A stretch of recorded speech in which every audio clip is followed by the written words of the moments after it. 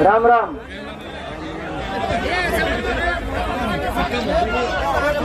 आज के इस धरने की अध्यक्षता कर रहे हमारे आदरणीय कुंज बिहारी जी,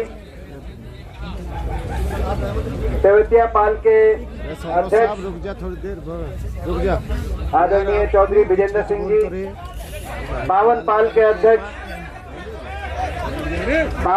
के अध्यक्ष आदरणीय अरुण जेलदार जी, जिन्होंने अभी सारी रूपरेखा रखी, सरोज साहब जो संचालन कर रहे थे, और सभी, मैं किसी का नाम नहीं ले रहा क्योंकि सारे यहाँ पे किसान धरने में हम शामिल हैं, सब एक समान हैं, सभी पिता के समान मेरे बुजुर्ग, मेरे नौजवान साथी, मातृशक्ति। आज सबसे पहले मैं आप सबको, मैं देश के किसान को नमन करता हूं। इतना व्यापक आंदोलन 60 दिन, जब पहले दिन दिल्ली बॉर्डर पे पहुंचे थे, पंजाब में तो उससे पहले भी चल रहा है, मगर 60 दिन 10 राउंड बातचीत के हो चुके हैं, वार्ता के 10 राउंड, 60 दिन रिकॉर्ड तोड़, 50 साल की रिकॉर्ड तोड़ सर्दी के बावजूद लाखों आदमी। मैं परसों टिकरी बॉर्डर पे था, वहां पे पहली ट्रॉली से आखिरी ट्रॉली तक 17 किलोमीटर लंबा धरना। सिंगू बॉर्डर पे पहली ट्रॉली से आखिरी किलोमीटर तक 24 किलोमीटर लंबा धरना। विश्व के इतिहास ने ऐसा संघर्ष, और इस पूरे संघर्ष में अनुशासन और अहिंसा, शांतिपूर्ण संघर्ष, मैं समझता हूं कि विश्व के इतिहास में ऐसा संघर्ष आज से पहले दुनिया में की तारीख में नहीं देखा। मैं अपने देश को, आप सबको, जिसमें आप सबका योगदान है, आप सबकी आहुति, मैं आप सबको इस बात के नमन करता हूं। आज इत्तेफाक से दशमेश गुरु गोविंद सिंह जी की जयंती का भी उपलक्ष्य है। खालसा पंथ के संस्थापक, जिन्होंने बलिदान, वीरता, शौर्य, त्याग के आदर्शों पर हमारे देश के लिए बहुत बड़ा बलिदान और योगदान दिया था, तो आज हम उनकी जयंती पे उनको भी नमन करते हैं। और साथ में इस धरने के माध्यम से मैं देश की सरकार तक भी आवाज पहुंचाना चाहता हूं कि देश की सरकार ये भावना समझे।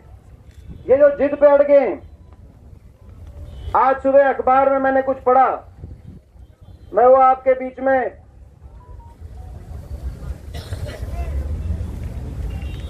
लाइन तो छोटी सी है, मगर इस भावना को समझे। सरकार इस जज्बे को नहीं समझ पा रही, इस भावना को नहीं समझ पा रही। आज का अखबार है, टिकरी बॉर्डर की खबर है। टिकरी बॉर्डर, बड़ौदा के 78 साल के पति, 78 बड़ौदा गांव के, अभी पीछे इलेक्शन हुआ था सोनीपत में, बड़ौदा में, आपको याद होगा। बड़ौदा के 78 साल के पति का हाल जानने आंदोलन में पहुंची रामरती। 54 दिनों के बाद पति को देख छलके आंसू, बोली, बालका के बाबू तू ठीक से ना।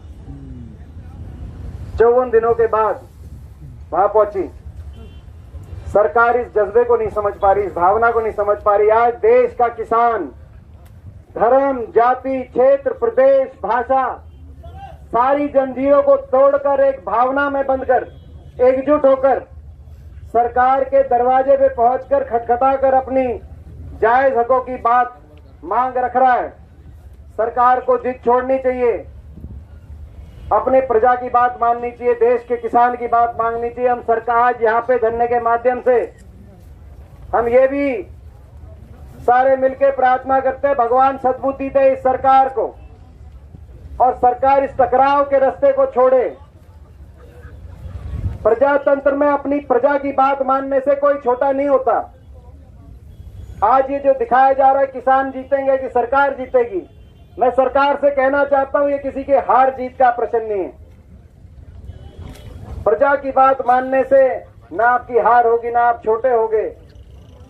ये अपनी प्रजा है, इसी प्रजा ने उस कुर्सी तक आपसे पहुंचाया है, उसकी बात मानना स्वीकार करना तो आपका फर्ज है, आपका धर्म है, राजधर्म है। जो आज आप दिखा रहे हो, जिस तरह की जीत अड़ियल रवैया आप अपना रहे हो, जिस अहंकार में और जिस अहम के साथ आप का रवैया बर्ताव कर रहे हो देश के किसान के साथ, वो राजहट है। मगर राजधर्म प्रजा की बात मानना है, प्रजा की बात को स्वीकार करना है। तो आज हम सारे मिलकर देश की सरकार को ये भी कहना चाहते हैं, देश की सरकार से इस धरने के माध्यम से, कि और देर मत करो, अपनी प्रजा की बात मानो, अहम और अहंकार का प्रश्न ना बनाओ। 3 कानूनों को वापस आप लो। हर रोज मैं संयम को, मैं किसान के संयम को बार बार नमन करता हूं। और इसमें अभी पंजाब से हमारे भाई बोल रहे थे, आज पंजाब से ज्यादा अगर आप सिंगू बॉर्डर पे और टिकरी बॉर्डर पे आप जाओगे, पहले दिन जब आए थे टिकरी बॉर्डर पे पंजाब के किसान थे, हरियाणा के वो इलाका, हमें वहां पे सौभाग्य है कि वो टिकरी बॉर्डर रोहतक लोकसभा में और सिंगू बॉर्डर सोनीपत लोकसभा में आता है। वो इलाका पहले दिन सेवा में आगे आया। मगर आज भागीदारी पंजाब के कहीं ना कहीं 21 भागीदारी, और ये कंधे से कंधा मिलाकर हरियाणा, पंजाब, उत्तर प्रदेश, उत्तराखंड, अब राजस्थान से भी आने लगे। यहाँ पे आज उड़ीसा से 11 किसान बैठे हैं। इस बात का सबूत है कि आज देश का किसान भावना के रूप में इससे जुड़ गया है। और मैं एक और बात कहना चाहता हूं, आज ये राजनीति का भी विषय नहीं है, आज राजनीति का विषय नहीं है। इस किसान आंदोलन की सफलता के पीछे 3 कारण हैं। पहला अनुशासन, दूसरा अहिंसा शांति का रास्ता, तीसरा गैर राजनीतिक होना। इस किसान आंदोलन का नेतृत्व देश के किसान संगठन कर रहे हैं। इस किसान आंदोलन में शामिल देश का किसान है। इस किसान आंदोलन का हीरो भी किसान है। इस किसान आंदोलन का नायक भी किसान है। इस किसान आंदोलन का कप्तान भी किसान है। ये ऐसा आंदोलन है, इसीलिए ये आंदोलन सफल हुआ है और हमें इसी रूप में आगे बढ़ना है। दुख की बात मगर ये है कि देश की सरकार में करुणा नहीं जाग रही। और पलवल आंदोलन में जो हमारे शहीद सुरेंद्र सिंह सिद्धू, जो डाबरा ग्वालियर मध्य प्रदेश से जो आए थे, आज उनको भी हम नमन करते हैं। और 126, क्योंकि किसान मोर्चा ने 126 शहीदों की लिस्ट दी है, उन 126 और उनके 126 में से आज अभी 4 बजे हम यहाँ पे आंदोलन खत्म कर रहे हैं। 4 बजे रोहतक के पाकसमा गांव में आज दाह संस्कार हो रहा है। उसमें एक और उसमें वृद्धि, किसान शहीद हुआ है, उसकी वृद्धि वहां पे हुड्डा साहब वहां गए, तो रोहतक कलोई हल्के में पड़ता है। हर रोज हरियाणा के, पंजाब के गांव के अंदर शव वापस आ रहे हैं, ऐसे ऐसे शव वापस आ रहे हैं। बड़ौदा की मैं बात कर रहा था अभी, जो बड़ौदा गांव की, बड़ौदा में एक अजय कुंडू नाम के किसान, उनके घर में 3 लड़कियां, कोई मैरिड नहीं, तीनों स्कूल में। उनकी जो विधवा है, उनकी पढ़ाई लिखाई भी उतनी नहीं कि भाई घर परिवार कैसे संभलेगा, नहीं संभलेगा। और वो भाई केवल 1.5 एकड़ जमीन उसके बाटे थी, वो सब कुछ छोड़ के और जो है अपना सिंगू बॉर्डर पे कई दिनों से और सर्दी की वजह से वहां पे उनकी जान उन्होंने कुर्बान करी। ऐसे ऐसे उदाहरण, क्योंकि एक एक जगह हरियाणा के एक गांव में जाकर उनको ढांढस बांधने की, जो मैं समझता हूं कि जो है आज आत्मा रोती है। मैं अपनी बता सकता हूं, एक आज यहाँ पर ये बात ठीक है कि पहला फर्क एक किसान के बेटे के रूप में और एक नागरिक के रूप में मैं आपके समर्थन में हूं। हाँ, जैसे अभी कह रहे थे जो सिंगू आंदोलन से आए थे, सरदार जी कि भाई राजनीतिक रूप से भी देश के विपक्ष के रूप में भी हमारी जिम्मेदारी बनती है। हरियाणा प्रदेश में 15 सांसद हैं, 14 भाजपा के हैं, एक अकेले विपक्ष के सांसद के रूप में भी मेरी जिम्मेदारी है कि वो 14 भाजपा सरकार के साथ हो सकते हैं तो भी मगर हम समर्थन दें। तो हर रूप में समर्थन, हमारा आत्मा रोती है हमारी जब ऐसे ऐसे उदाहरण देखते हैं, मगर सरकार के दिल के अंदर करुणा नहीं जाग रही, दया नहीं जाग रही।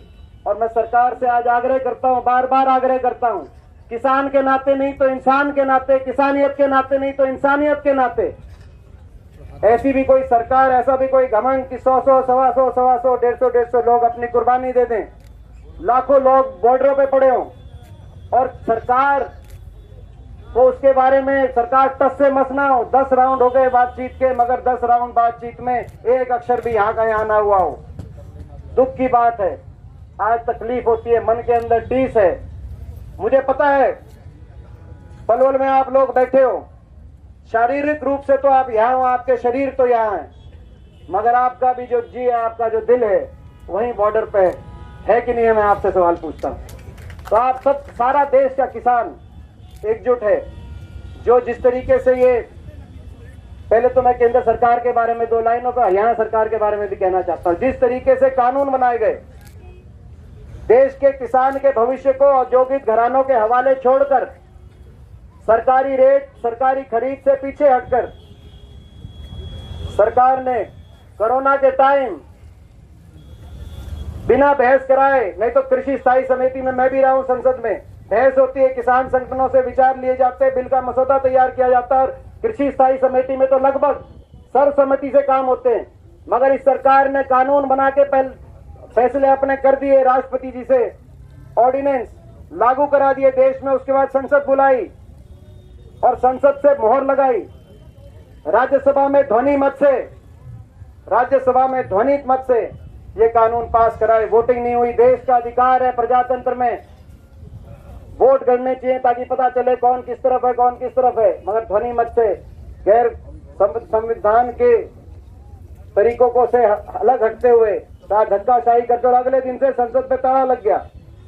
ये भी मैं मांग करता हूं, प्रदेश के इकलौते विपक्ष के सांसद के रूप में मैं मांग करता हूं कि ये जो संसद पे ताला लगा हुआ है, संसद का ताला खुलना चाहिए, 3 कानून वापस हो। शीतकालीन सत्र नहीं हुआ, हमने पूछा क्यों नहीं, बोला कोरोना। बिहार में चुनाव तो कोरोना नहीं, बंगाल में आपके प्रचार में आप जाओ तो कोरोना नहीं, देश की सारी विधानसभाएं चले तो कोरोना नहीं, यूपी की विधानसभा काम करे तो कोरोना नहीं, मध्य प्रदेश में सरकार गिराना हो और विधानसभा चलानी हो तो कोरोना नहीं, मगर देश की संसद में जब अगर कोई आवाज ना उठा दे, जबकि इतना बड़ा बहुमत आपके पास है, तो कोरोना के नाम पे देश की संसद पे ताला लग गया। इतना बड़ा बहुमत है। मैं ये नहीं कह रहा कि भाजपा के सांसदों को मत बुलवाओ वहां पे, हम तो केवल ये मांग कर रहे हैं कि 14 भाजपा के सांसद बोले तो एक विपक्ष की आवाज भी संसद में देश के सामने आनी चाहिए। इस बात के लिए संसद में और किसान देश में आए। आज पत्रकार पूछते हैं, हम सिंगू बॉर्डर पे जाते हैं तो कि यातायात में तकलीफ हो रही है, बॉर्डर पे जाम लगा हुआ है, दिल्ली रोहतक हाईवे पे NH 10 पे जाम लगा हुआ है, सोनीपत GT रोड वाले बॉर्डर पे जाम लगा हुआ है, मगर इसके पीछे जिम्मेदार कौन है? ये सारी जिम्मेदार पंचायत, सारी सरदारी यहाँ बैठी है। मैं आपके बीच में कहता हूँ, जिम्मेदार कौन है? किसान पंजाब से शांतिपूर्ण तरीके से दिल्ली के रामलीला ग्राउंड में धरना देने के लिए चला था। किसान किसी सड़क को जाम करने या सड़क पे कोई बॉर्डर सील करने नहीं चला था। उसी रामलीला ग्राउंड में जहां बीजेपी ने 3 बिलों के हक में रैली करी, उसी रामलीला ग्राउंड में जहां लगातार राजनीतिक दल कार्यक्रम कर रहे हैं, किसान उस रामलीला ग्राउंड में जाके 1 दिन का धरना देना चाहता था। वो रामलीला ग्राउंड बीजेपी का नहीं है, देश की राजधानी बीजेपी की नहीं है। वहां पे उतना ही अधिकार देश के किसान का था धरना देने का, था कि नहीं था? मैं आपसे पूछना चाहता हूं। वो किसान वहां के लिए चला था। मगर दुख की बात यह है, अब ये हरियाणा सरकार पे मैं आता हूं, दुख की बात यह है कि देश में सबसे बड़ी किसान विरोधी सरकार के रूप में हरियाणा सरकार सामने आई, खट्टर सरकार सामने आई। पंजाब में जब किसान चला तो पंजाब में किसान पे कोई आंसू गैस का गोला नहीं छोड़ा गया। ग्वालियर से, यूपी से आप आए हो, दूसरी पार्टी की सरकार है, यहाँ पे कोई लाठीचार्ज नहीं हुआ, दिल्ली में कोई आंसू गैस या लाठीचार्ज नहीं, मगर हरियाणा के अंदर जब किसान आया, पंजाब से चला था रामलीला ग्राउंड, दिल्ली में जा रहा था, हरियाणा में रुकने का कोई कार्यक्रम नहीं था। मगर जैसे ही किसान हरियाणा में आया तो आपने देखा पीपली में कहीं लाठीचार्ज हुआ, कहीं आंसू गैस के गोले छोड़े गए, कहीं वाटर कैन से किसान की छाती पे ऐसी कड़ाके की सर्दी के अंदर पानी की बौछारें हुई, तो कहीं सड़क खोदने का काम हुआ। ऐसी गैर जिम्मेदाराना सरकार। और अभी मैं करनाल गया था परसों, करनाल में मुख्यमंत्री जी ने प्रोग्राम रख लिया, 3 बिलों के पक्ष में प्रोग्राम रख दिया। जब बातचीत हो रही है, जब केंद्र सरकार बातचीत कर रही है, या तो केंद्र सरकार जवाब दे दे तो आप 3 बिलों के फायदे गिनवाओ। जब बातचीत हो रही है तो बीच में उकसाने वाले ऐसे कदम, लोगों ने वहां पे कार्यक्रम, पूरे गांव ने, पूरे इलाके ने कहा कि आप कार्यक्रम मत करो, फिर भी आप टकराव होगा। मगर फिर भी मुख्यमंत्री जी ने कहा नहीं, मैं कार्यक्रम करूंगा। टकराव की स्थिति पैदा वहां पे करने के लिए आप पूरी तरीके से जिम्मेदार। तो हरियाणा सरकार ने तो जितना जुल्म ढाया किसान पे, मैं समझता हूं वो देश में हरियाणा कृषि प्रधान प्रदेश के रूप में जाना जाता था। आज हरियाणा सरकार देश में ऐसी सरकार के रूप में जाना जाती जो सबसे पहले किसान पे लठ बरसाने में, आंसू गैस छोड़ने में सबसे पहले आती है। तो आज बड़ा दुख है। तो ये सरकार कैसी भी सरकार नहीं, आज जनता का विश्वास खो चुकी है। सरकार, जनता में विश्वास नहीं रहा। जब मुख्यमंत्री जी और उप मुख्यमंत्री जी कार्यक्रम ना कर पा रहे हो, पुलिस पहरे में भी प्रोग्राम ना कर पा रहे हो, जब बड़ौदा से लेकर सोनीपत तक एक के बाद एक चुनाव के अंदर 3-3, 3.5, 4 साल के पहले सरकार रहते हुए इनको हार का मुंह देखना पड़ा हो, तो जनता का विश्वास नहीं है। इसीलिए हम किसान के मुद्दे पे हमने कहा कि हम अविश्वास प्रस्ताव लेके आएंगे, ताकि ये पता चल सके, चेहरा सामने आ चुके, कौन विधायक जनता के साथ है और कौन सा विधायक सरकार के साथ है, कौन सा किसान के साथ है और कौन सा सरकार के सामने दूध का दूध पानी का पानी हो सके। तो मैं आखिर में 26 जनवरी को लेकर एक बात आपके बीच में कहना चाहता हूं। 26 जनवरी को लेकर ये एक राष्ट्र पर्व है। 26 जनवरी हमारे गणतंत्र का गौरव दिवस है। 26 जनवरी सरकार से कहना चाहते हैं कि 26 जनवरी देश में सभी को मनाने का अधिकार है, चाहे वो जवान हो चाहे किसान हो। ये देश का प्रत्येक नागरिक 26 जनवरी मना सकता है। तो 26 जनवरी को मनाने में और देश विरोधी बताने में सरकार को किसान के देश भक्ति का जो जज्बा किसान के दिल में है उसका अंदाजा नहीं है। इस इलाके, ये कितना देशभक्त इलाका है, इस बात का अंदाजा इस सरकार को नहीं है। आप इस तरह के शब्दावलियों का प्रयोग ना करें, आप बच के रहे। सरकार से कहना चाहता हूं, जिम्मेदारी के शब्दों का प्रयोग किया जाए। कोई उकसाने वाली बात या कोई उकसाने वाले कदम सरकार की तरफ से ना उठाए जाएं, क्योंकि ये देशभक्त इलाका है। देश का किसान सबसे ज्यादा देशभक्त है और उसको पूरा अधिकार है 26 जनवरी राष्ट्र गौरव के इस पर्व को मनाने का। मैं आप सबसे भी एक अपील करना चाहता हूं, अपने किसान भाइयों से भी, एक किसान के बेटे होने के नाते अपील करना चाहता हूं, एक आपका बच्चा, आपका भतीजा, आपका भाई होने के नाते मैं कहना चाहता हूं कि आज ये जो आंदोलन, जो दुनिया ने आपकी साख मानी है, आज देश के किसान ने इस देश की आत्मा को तथा अपनी बात पहुंचाई है। उसका कारण है कि यह आंदोलन अनुशासन, शांति के रास्ते पर, जैसे मैंने कहा, अनुशासन, शांति और गैर राजनीतिक, ये 3 चीजें थी इस आंदोलन में, तभी इतना बड़ा आंदोलन। तो अनुशासन और अहिंसा के रास्ते पे ये चला है, तभी आपकी ताकत है। 26 जनवरी को जो भी रूपरेखा किसान संगठन जो रूपरेखा बनाएंगे, मुझे विश्वास है, क्योंकि अभी तक बड़े समझ के साथ किसान संगठनों ने जो भी रूपरेखा दी है वो इसी रास्ते पे चलते हुए रूपरेखा दी है। तो उनकी तरफ से जो भी रूपरेखा आएगी, मुझे विश्वास है वो इसी रास्ते पे, इसी मार्ग पे, अनुशासन शांति के रास्ते पे ही रूपरेखा आएगी। आप सबको उस रूपरेखा में रख के, क्योंकि अगर शांति है, अनुशासन है, तो आपकी ताकत के सामने ये सरकार भी झुकेगी, आपको कोई नजरअंदाज नहीं कर सकता। और अगर हम इस रास्ते से अलग हटते हैं, सरकार इसी बाट में बैठी है। आपने देखा है कोई भी आंदोलन जब अगर इस रास्ते से अलग हट जाए तो वो आंदोलन कमजोर हो जाता है। तो मैं आपके भाई के रूप में, आपके बेटे के रूप में अपनी तरफ से ये आप सबसे आग्रह करना चाहता हूं कि जो भी रूपरेखा आए, हम सब उस रूपरेखा में, इसमें हम लोग सारे शामिल हैं, पूरा सहयोग करेंगे, अपनी ताकत का एहसास कराएंगे, मगर उस शांति के और अनुशासन के रास्ते पे चलते हुए ही हम इसको 26 जनवरी कार्यक्रम को सफल करेंगे। मैं इन्हीं शब्दों के साथ आखिर में कोई ताली का यहाँ पे कोई वो नहीं, मैं नारे जरूर लगवाऊंगा 2-3 नारों के साथ, क्योंकि यहाँ पे जो है एक जगह अपनी आवाज। और मुझे आज खुशी है कि पलवल के अंदर मैं एक बार फिर आपको नमन करता हूँ, क्योंकि जो जैसे वहां ये बैठे हैं, वहां पे टिकरी बॉर्डर से या अलावत वाले टिकरी बॉर्डर में, सिंगू बॉर्डर में और बाकी जगह पूरे हरियाणा के अंदर, तो वहां इतना नहीं पता कि पलवल में इतने लोग, आप लोग भी बैठे हैं। तो इतने पलवल के अंदर आज इतनी बड़ी संख्या यहाँ पे देख के हमारा भी हौसला बहुत बड़ा है। तो आखिर में 2-3 में नारे लगवाते हुए रोजाना यहाँ रहता है, और इतनी समझदारी से मैं आप लोगों को भी अपनी तरफ से कि भाई इतनी समझदारी से आप जो ये इसको आप जो जिस तरीके से संचालन कर रहे हैं, यही तरीका है। मैं समझता हूँ हमारी ताकत को, क्योंकि ये ताकत जो बनी है ये बनाए रखनी है। किसान एकता जिंदाबाद, किसान एकता जिंदाबाद, जय जवान, जय किसान, जय जवान, जय किसान, जय हिंद। जय हिंद।